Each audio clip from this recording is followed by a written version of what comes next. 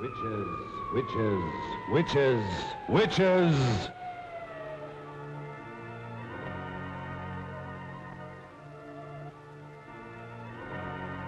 From just beyond the edge of light, from the deeper darkness where no living being has ever walked, comes the terror of those who have given their souls to the devil. This is the story of one such creature. This is the story of a witch. Across the pages of history lurk the ominous shadows of the werewolves, the sorcerers, the witches. Through the ages, man has known the evil that walks in the shadows of the night and has feared the dark spirits of the unknown. What lies behind these monstrous fears that has chilled the hearts of man since the beginning of time? Do these sinister creatures live only in the superstitious minds of ignorant people? Those who have studied the history of the ages and who know the dark secrets locked in the vaults of time, to them, the word witches brings a trembling fear and a shuddering terror.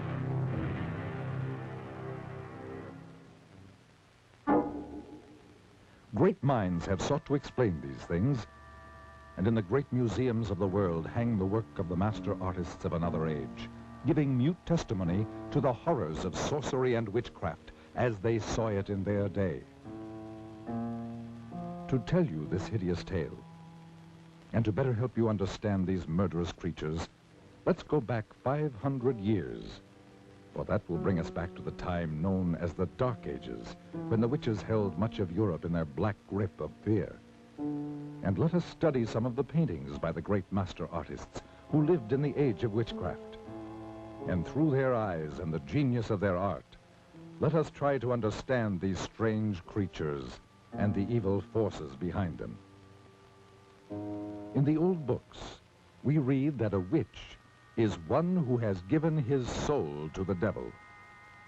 To do this, they must renounce God and all other things that are decent and good. It is said that they make a pact with Satan written in their own blood.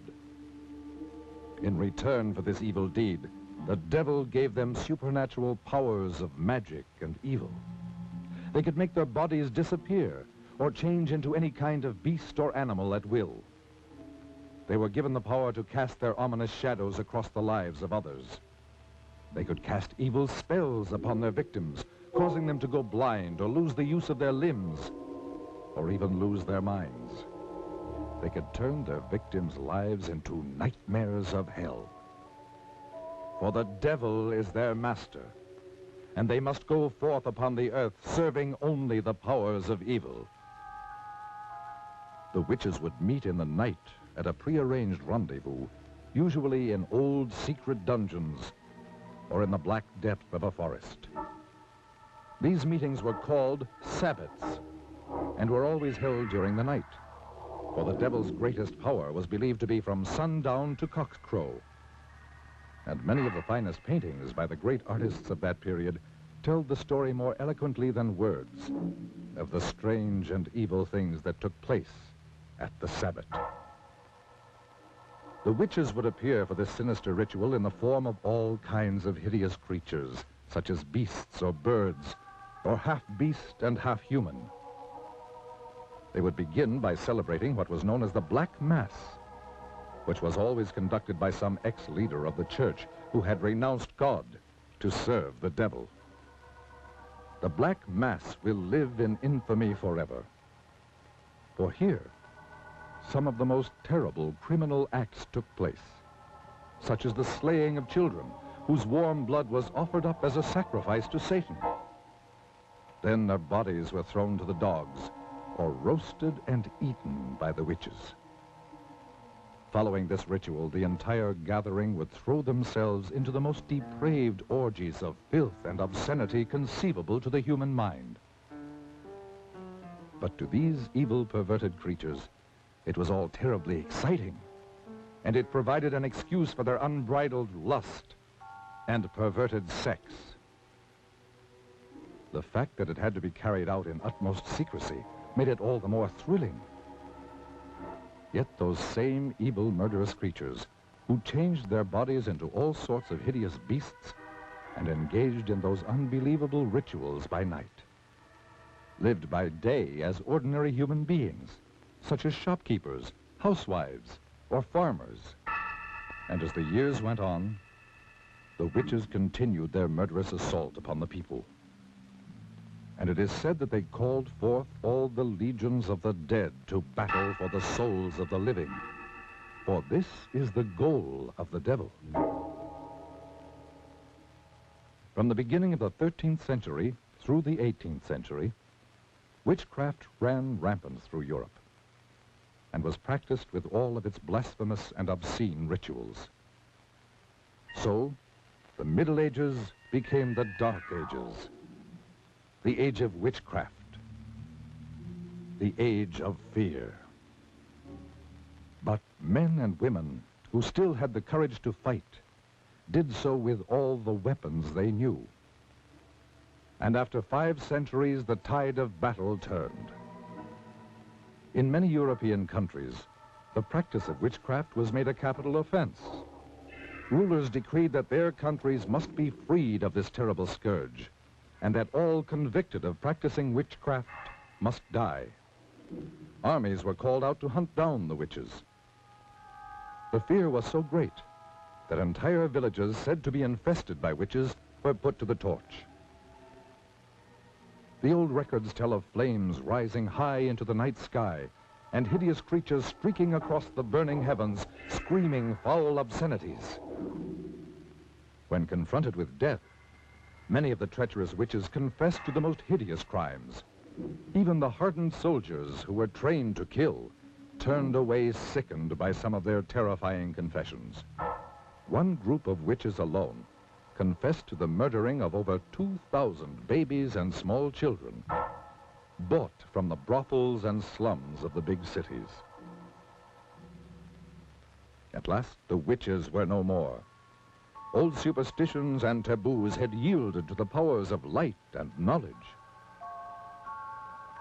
We, who live in the light of the 20th century, see the witch only in fantasy, as a hideous old woman sailing through the night sky on her broomstick. We are certain that these murderous creatures who walked the world in the Dark Ages, committing their atrocious crimes and casting their evil spells, never really existed, except in the twilight zone of the mind. But are we mistaken? From deep beyond the edge of light, from somewhere out there beyond the grave, beyond the dimensions of life, do these ominous creatures still exist? Let us see.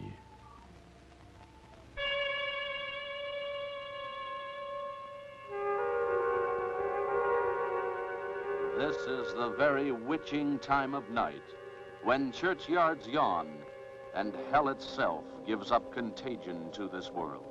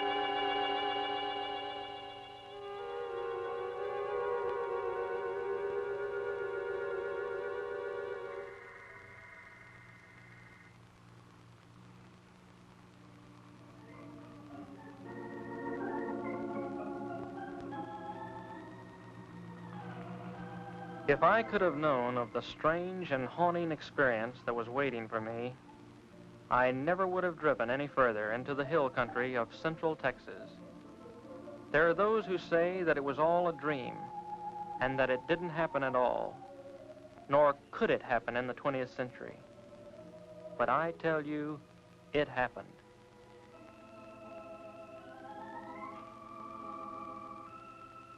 Perhaps you will be able to believe it if I tell you about where it happened and the people who lived there. To begin with, it was early spring, and there are few places in the whole world as lovely as central Texas in April. But this is not the Texas of cowboy lore, for here, snug in a green valley rimmed by evergreen hills, are trim, clannish, thoroughly German villages. The German settlers came in 1846 seeking religious asylum in America.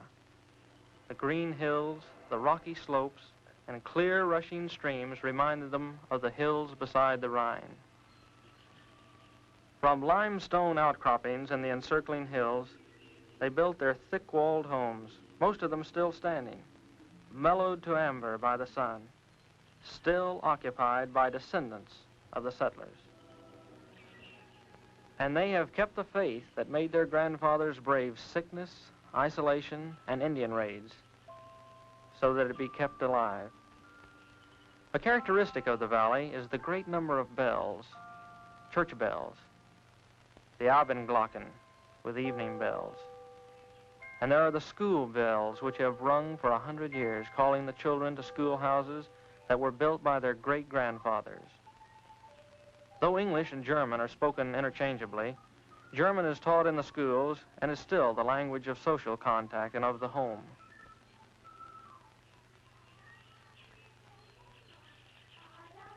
And they sing in German.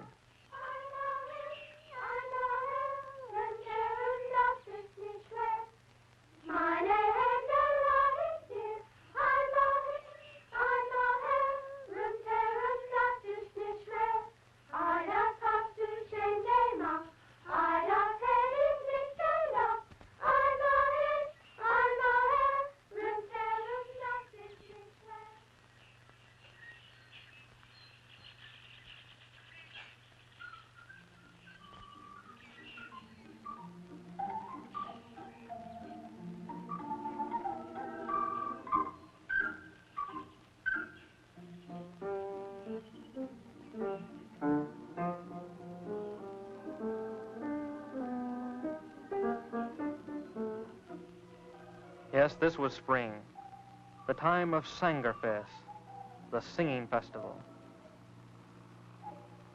I was trying to get to the village of Lukenbach, where a singing festival was in progress.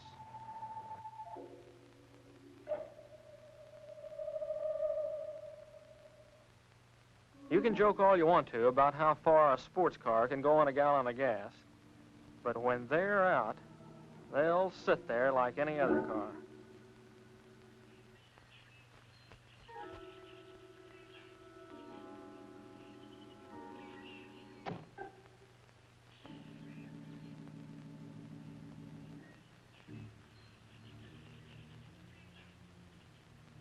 I was already late, so I decided to leave the car and walk into the village. This was the last day of the singing festival, and the last day I could take away from college. I was writing a thesis on the early Germans in Texas, and the festivals were important to my research.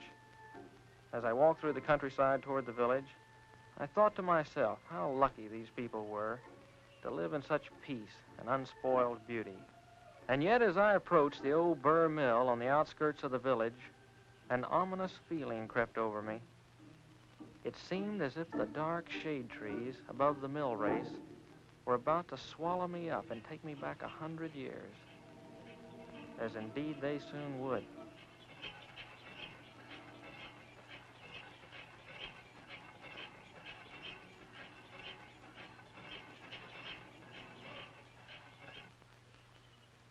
Hello there. The Yates. I'm looking for a place to stay for the night. I wonder if you could help me. Schönig sehen, mein Bruder Hans. Good beer. Wiener Schnitzel. Sounds good enough for me. Kirska. Her name was Kirska. It was a pity that such a lovely creature would be the one to tell me that I was too late for the festival. She was dressed in a costume of the old country and had taken some village children to the festival. She said that her grandfather would be glad to have me at the inn.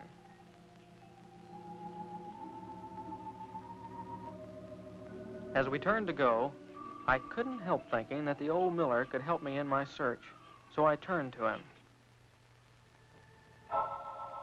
He seemed pleasant enough as I asked him if he could help me. But when I mentioned the words superstitions and witchcraft, he simply turned and continued with his grinding.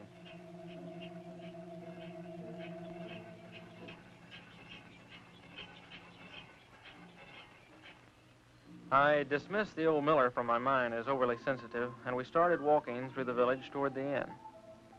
I tried to ask Kirska questions about the village, but she was interested in what she called the outside, what it was like at college, what kind of clothes were being worn by girls her age. Suddenly I realized that I was out of place in this village, with its century-old homes and clean-swept walks.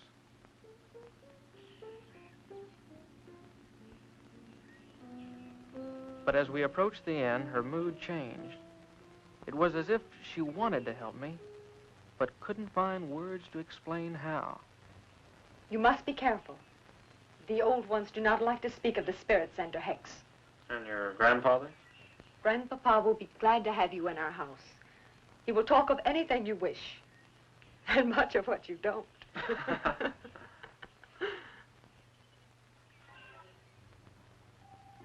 That evening, after a good German dinner by the fire, Hans Schunig, the innkeeper, puffed on his pipe and tried to find words to answer my questions. Ja, mein Bruder, the Miller. The villagers, they are afraid to talk of those days when the spirits were about our belly, especially the Lukenbach witch. The Lukenbach witch? I think I talk too much. Surely after all these years it would be nothing if you told me. I will help you when I can, but we must not talk of the witch. But I promise you, I'm not going to say anything to anyone. I'm just interested Good in luck. I had just about given up hope of any help from anybody. Come in.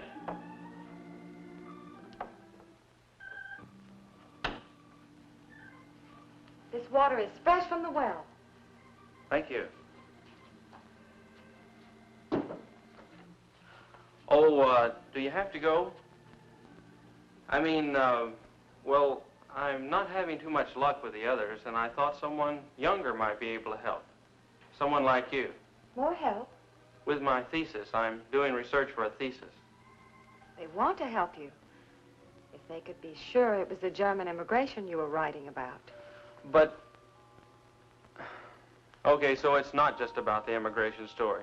So it's also about customs and legends and strange oddities that we're hereabouts. And witchcraft? Listen, I didn't say anything about You can be honest with me. All right, so I'm interested in witchcraft and sorcery in the old colony. What's the harm in that? The old folks do not take these things lightly. I didn't mean to upset your folks the way I did.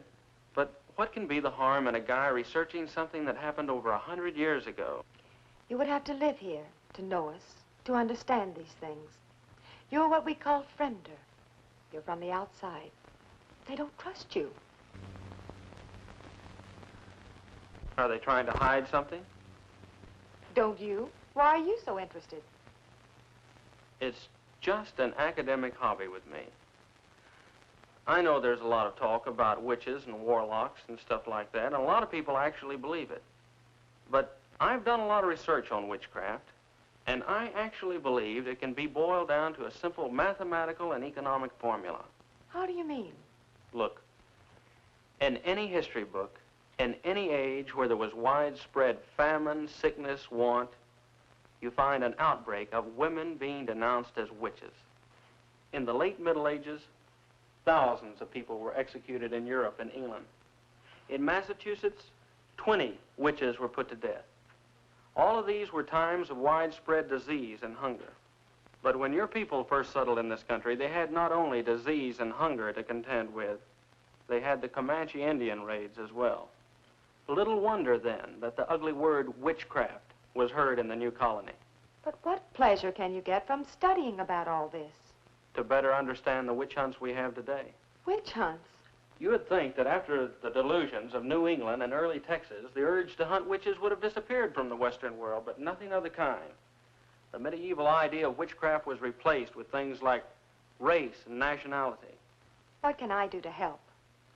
Your grandfather mentioned the Lukenbach witch, but caught himself when I tried to find out more about her. Now, I've heard of this case before. Can you tell me something about her? There was a woman called the Lukenbach witch. My grandfather and granduncle will not talk of it because it was their grandfather, Schoenig, who denounced her. The settler that built this inn? Yes. In this very room. In that very bed. Don't leave now. I have an old book, very old, which will tell you all about it.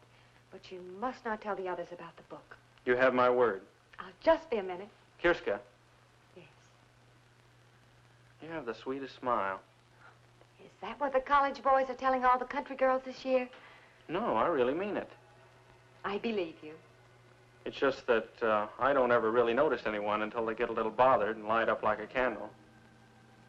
You know, with your German good looks set off with something simple and black, you'd look like a little cameo. I'd better hurry.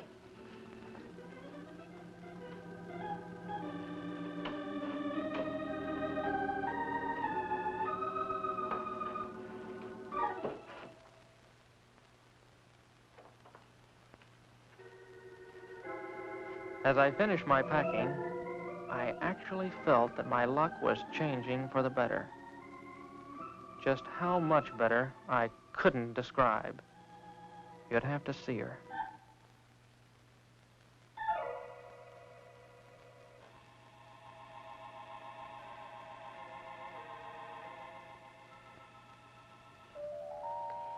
You said something simple and black.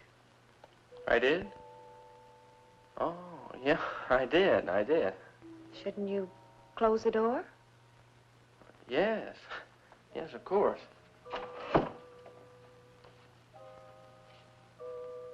I'm not sure I've got you figured. Because I asked you to close the door? Well, yeah, that and And you wouldn't want Grandfather to know we were alone? No, I wouldn't. Oh, you didn't think I wanted to be alone with you? No. Well, to tell the truth, I'm not sure what I thought at the moment. I'll tell you. You didn't think little country girls ever thought of being alone and things and life? But, Well, who knows more about life and things and being alone than farm people? Well, It's just that farm people don't talk about it too much. Too much talk ruins it. I'll be... I'd better give you your book now and go. Because after giving you your book, I have no reason to stay.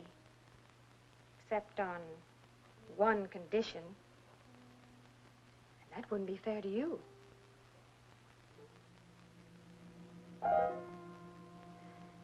Good night, Fremder.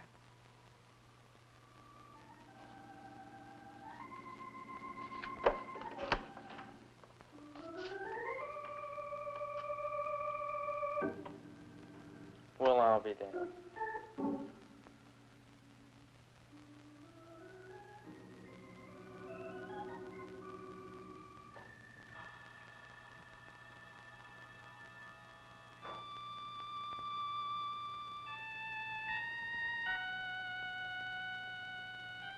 The early Germans in Texas. To understand and properly know how witchcraft and suspicion raised its ugly head in the early colony, remember that in the first year of the settlement, typhoid, sleeping sickness, and other bitter hardships were climaxed by an epidemic that took the lives of 200 of the 600 settlers. The villagers looked for someone on whom to blame the troubles. What better subject than the widow who walked by moonlight? The widow who was too aloof to speak to the women of the village. The widow who caused the whispers about a clandestine affair with the innkeeper Schoenig. The widow witch, they called her. Witch? It must be remembered that this was a time when a man of power could conveniently denounce as a witch any woman discovered with him in his bed. Such a man was Otto Scheunig. Yeah.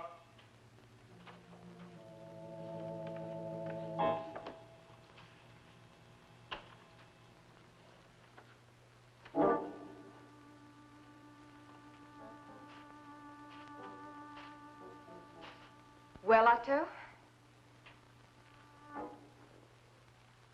Well, widow? What excuse is it this time, Otto? What excuse? I have asked you to give me more time, woman. I have given you time enough. You must decide between us.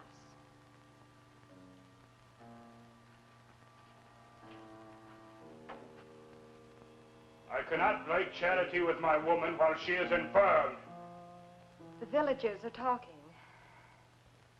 I hear their mouthing when I pass their doors. What are they saying, widow? They're saying that I have taken the bed of an invalid wife. They're blaming me for their miseries. The curdling of milk and the spoiling of butter. They say it is the curse of the widow witch. My washerwoman tells me that on Sunday last, the preacher read from the Old Testament. Thou shalt not suffer a witch to live. You must take me away from all this. I cannot break charity with my woman while she is infirmed. You have broken charity with me? What am I? A chattel to be used when convenient? To function where your wife cannot?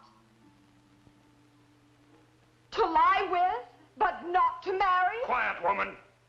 Keep your tongue. I'll not be silent. For I fear this talk of witches was born with you. Is it you who have woven this web of spectral evidence about me? Is it you who have called me a witch? Oh, your face belies you, Otto. Would you have me burned?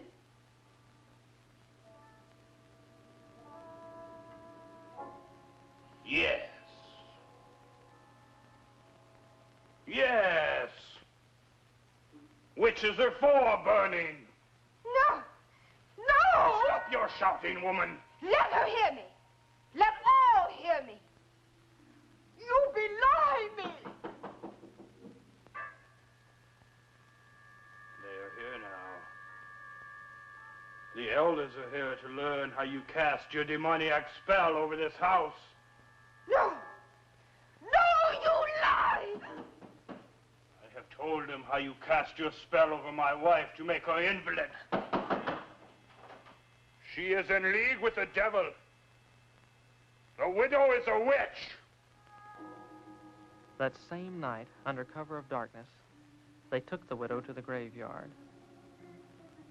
There are those who said that she waited proudly without fear, and that she whispered over and over, Tot au alle Schönigs, death to all Schönigs. I will return. And with the self-same spire, I will kill all who bear the name of Schönig.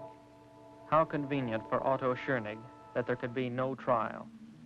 Death would be by post oak spire. They buried her not 100 yards from where she had lain with the cruel and deceptive Otto Schönig.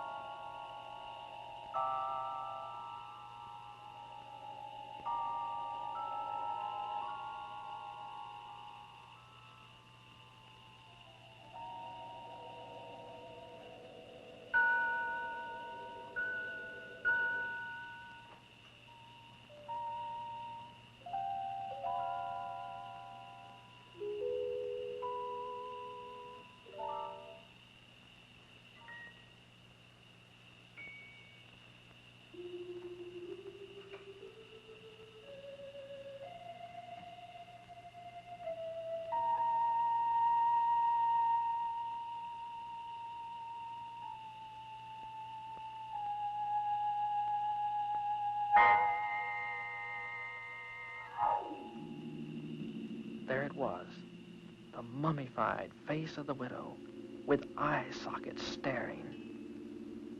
And among the crumbling bones, the stake, now petrified stone. What a prize. If I could but take the stake, and the temptation was too much.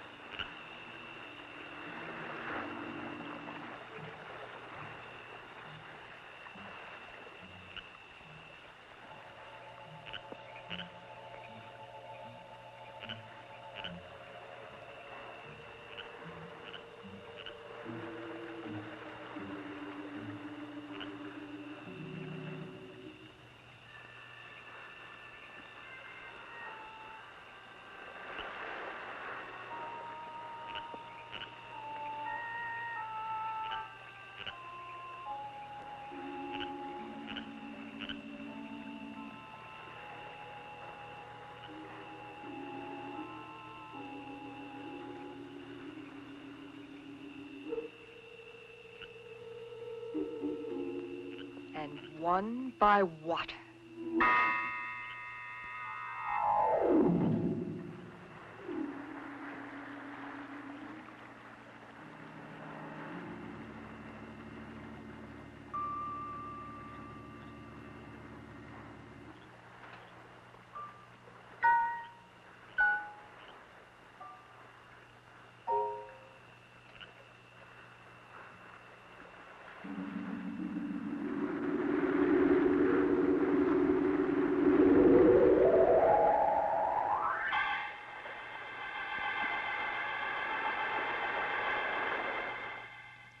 The next morning, the elders came to the inn. They had fished the body of the miller out of the blood-soaked mill pond. There was no question of what had happened, for they had also discovered the empty grave of the witch. I tried to speak up, but words wouldn't form in my mouth. This was all a dream, I wanted to tell them. This thing didn't happen. But as the elder continued to talk, the sudden realization came to me that it was true. I had uncovered a grave of a witch, and now, after 100 years, she had returned to avenge herself.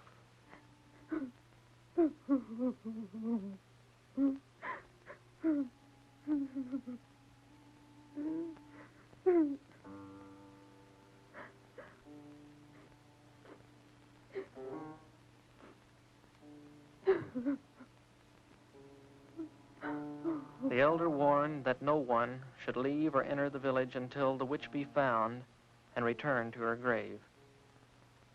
Surely the witch would not stop at one death. Where would she strike next? The only two villagers with the name of Schoenig were the innkeeper Hans and Kirska.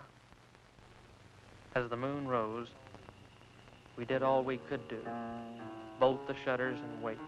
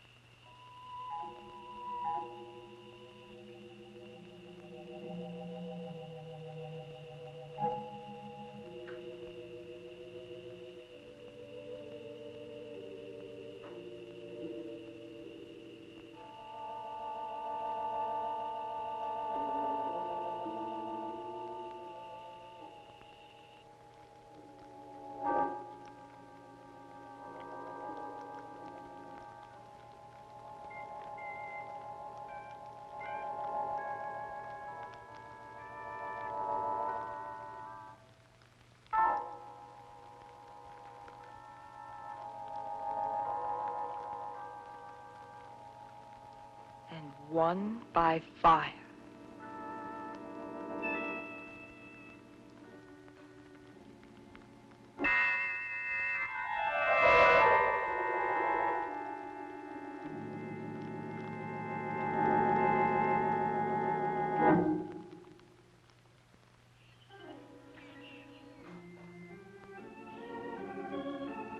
I was the guilty party. Just as surely as if I had held the stake, I had killed them. I could no longer contain my guilt. And yet, some kind of power kept me from speaking up. It was as if I was hexed by the witch herself.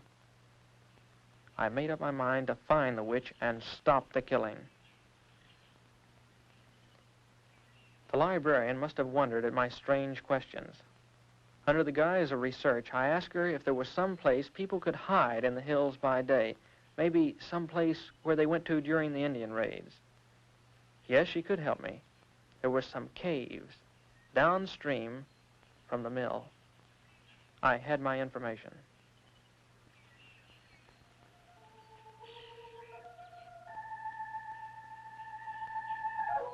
And so that night, as the moon bathed the hills with light, I crossed the mill race and headed toward the caves downstream.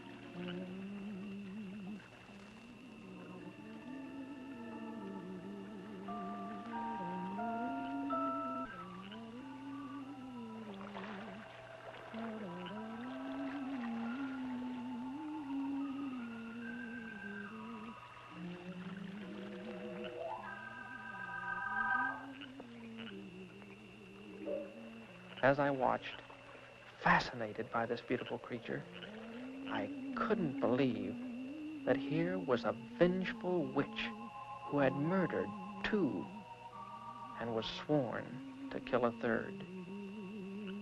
For a moment, I felt sorry for her. This lonely nymph, whose friends were water snakes in the moon. And she seemed to know every sound of the night.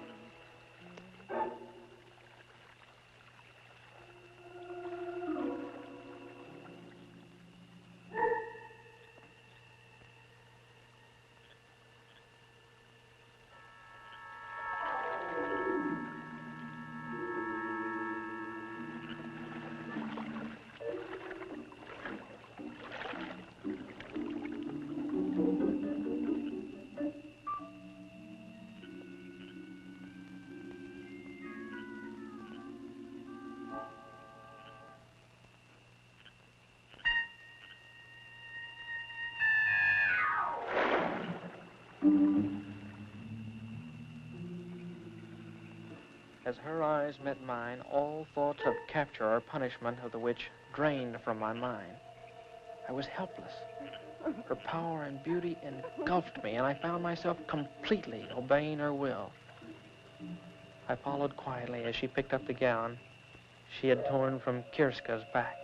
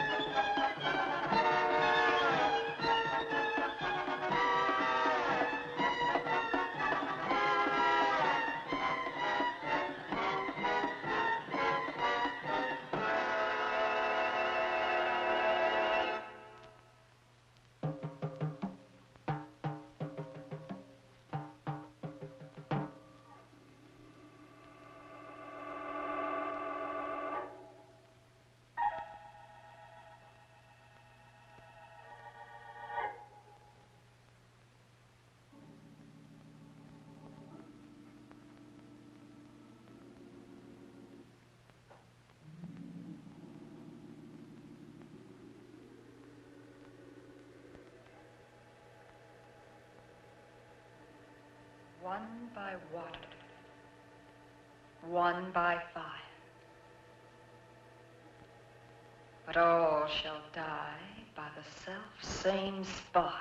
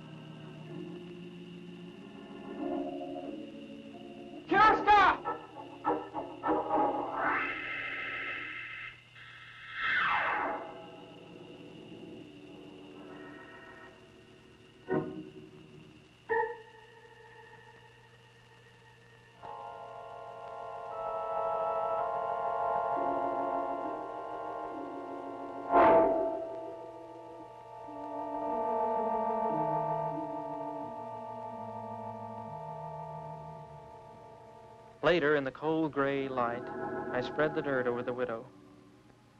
My feelings were mixed. Here was a woman who had taken 2 lives. Yet she had been denounced maliciously and killed by the same stake. Was she witch or wronged widow? It is not for me to say. I am only glad that her tempest is over and she has returned to her 100-year sleep.